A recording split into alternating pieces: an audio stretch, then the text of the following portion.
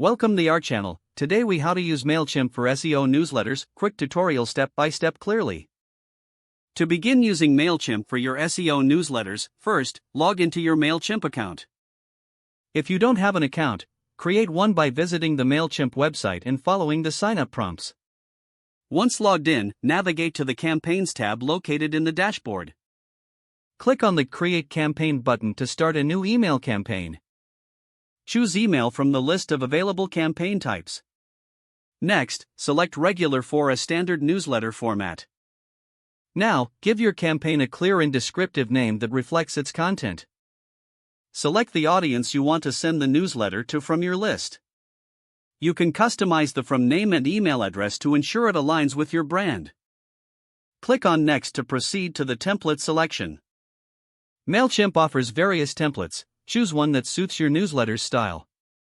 Once the template is selected, click Next to enter the content editor. In the content editor, add a compelling subject line that attracts readers. Craft a brief introduction that highlights the purpose of the newsletter. Incorporate visually appealing images and headlines to break up text. Make sure to include links to your SEO-related articles or resources.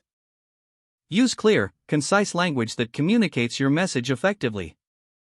Remember to include social media links to improve engagement.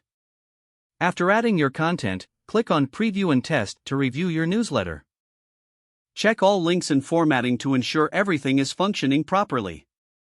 Once satisfied, click Next to move on to the final settings. Here, you can schedule your campaign to send it at a later time or send it immediately.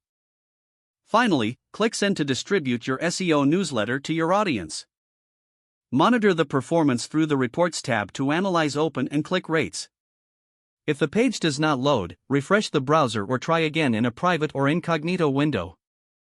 Make sure you are using the correct email address, then retype it carefully to avoid small typos. If your password is not accepted, use the Reset option and create a new strong password you can remember. Check your spam folder for verification or security emails, then complete any requested confirmation steps. Don't forget to like this video and subscribe to our channel for more step-by-step tech guides.